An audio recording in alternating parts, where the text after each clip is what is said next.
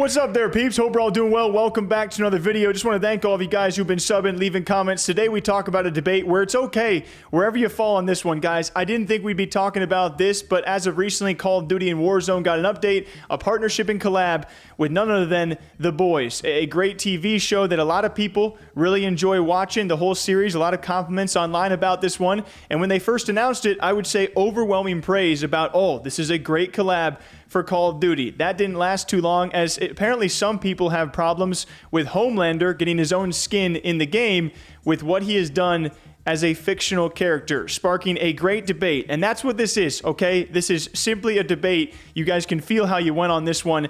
Should Homelander be allowed to have a skin in the game of Call of Duty because of what he has done in the series and in the comics as a very, very evil guy, all right? Again, these aren't my thoughts. These are people out there who have spoken about this, and there are quite a few comments.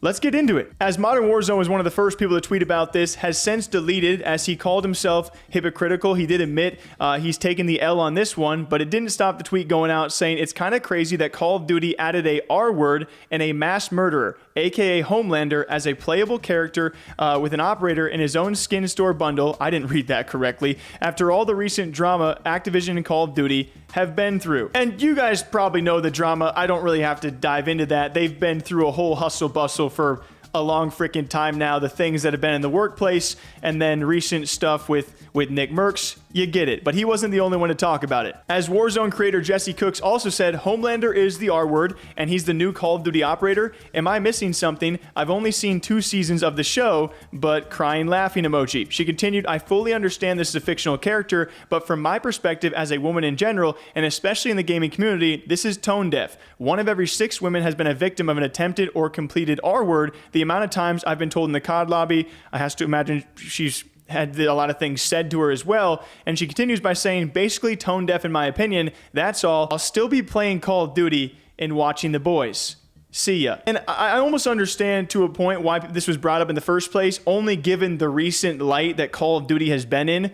The headlines, the news, the banning of other operators. You know, they take Tim the Tatman out after his request, and of course they take Nick Merckx out after his comments, which blew up. And then to have one of the more evil fictional characters in the game, it almost makes sense. For me, the response that Jessie had where she's like, I'm still going to watch the show and play Call of Duty, though, I feel like that almost defeats the purpose of complaining in the first place. Maybe that's just me. And you go through a lot of the responses, and there are people on both sides, but I would say a lot of the responses are like, okay, this is still a fictional character. And I would say a main focus of the responses is the other characters that video games in general or Call of Duty have featured in their game have been equally bad. All in all, we got to keep in mind, these are fictional characters, and we are talking about a game that we play where people kill people. Like, that is the premise of Call of Duty. And if you remember some old maps, old missions, there is a lot of things that Call of Duty has done that has made these similar headlines. I mean, as a kid in middle school / high school, I was doing the airport mission. And if you play Call of Duty, you know exactly what I'm talking about. That's a pretty bad thing. Other people have made references in the comments of Thanos. Thanos was in the game of Fortnite. He deleted half the world. By a lot of eyes, that's mass murder. I've been talking to Chad about this too. Attack on Titan actually did a collab with Call of Duty a while back where Reiner was also in the game. I believe Aaron too. Both of those peeps were talking mass genocide accusations. I don't want to give too many hints away for all of you guys who still want to watch the anime series, but Call of Duty, it's not the first time they have collabed with people who are fictional characters who have done bad things in their fictional settings. Homelander's a bit different because it also involves the hard R word, so I'm going to be honest with all of you guys right now, I don't know how to react to this, okay?